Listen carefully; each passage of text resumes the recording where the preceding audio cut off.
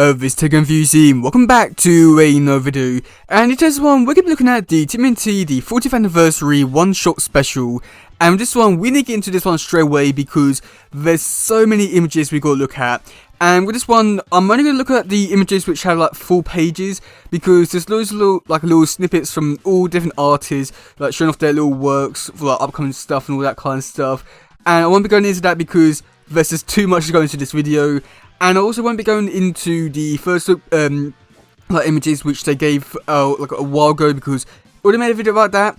And well, like I already said, we got a lot to go over. So yeah, okay, so yeah, where do I begin? Okay, so for the first page, which is done by Michael Delinius, I'm pretty sure that's what it's called.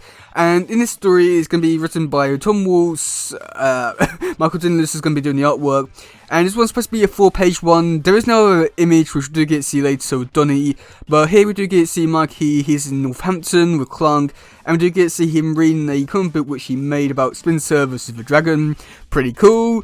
For the next one, we do get to see a bit of artwork done by Pablo Stonky.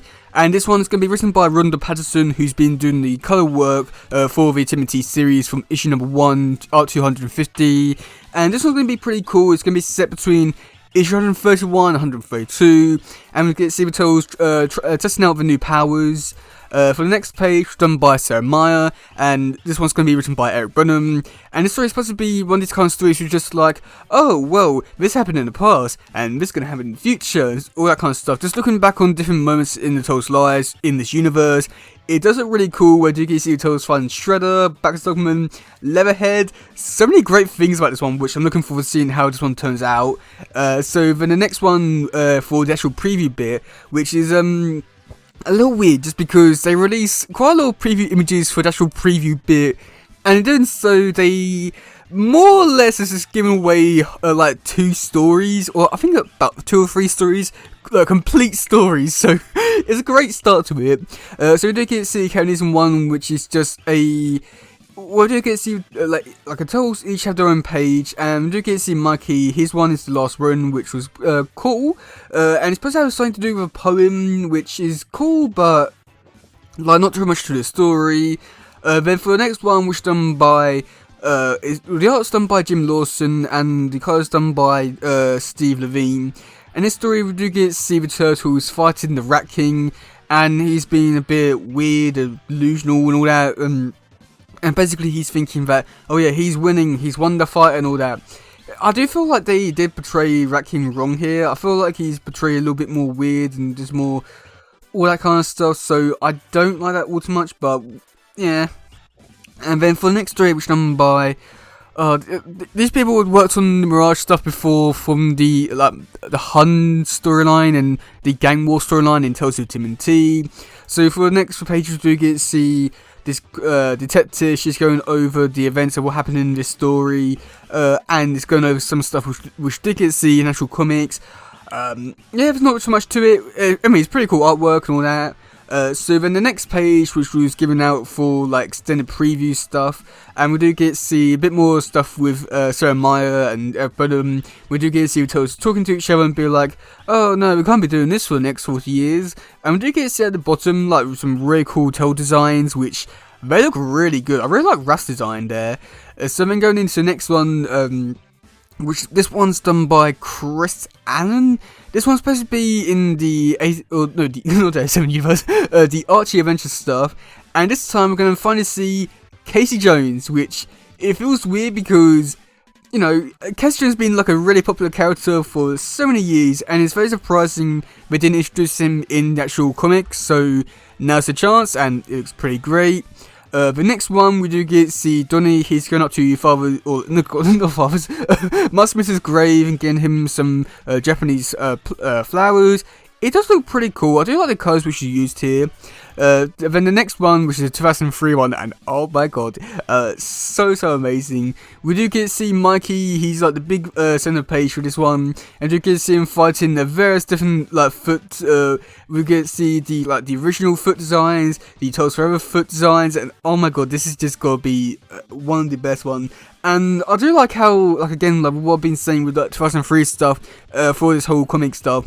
Well, I do like how like the people who are working on this version of the Turtles have been able to incorporate the designs from like the different art styles from different like seasons, stuff like that, and incorporate it into like one image and make it like match perfectly. It's just amazing. Then for the next one, we do get to see another preview bit for the Casey Jones story. Yeah, there's not too much to it. So yeah, and then for the last one, which is a Rise one, where we do get to see future Leo. He comes back to help the gang to stop Reaper Mantis.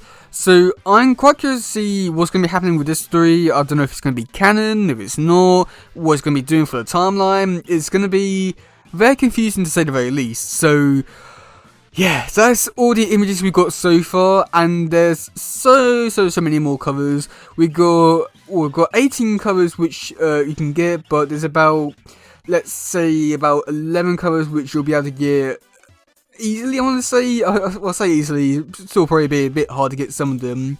So go over them now.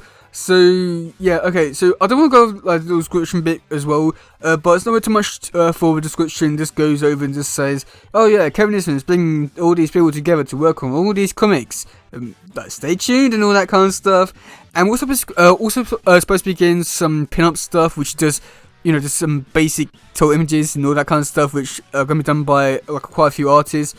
So I'm curious to see like who's going to be doing those. Yeah, okay.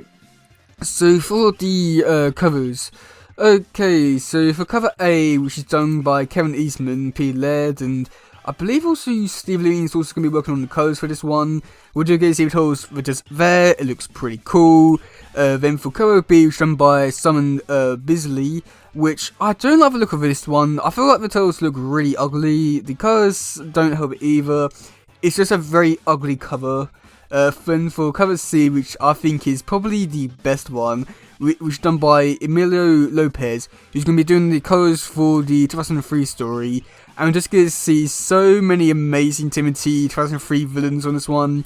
And like I said before, it's just like combination, like, what am I trying to say? It's like, it's basically like putting together like so many different art styles and making it work as if it's one. It's just amazing, incredible.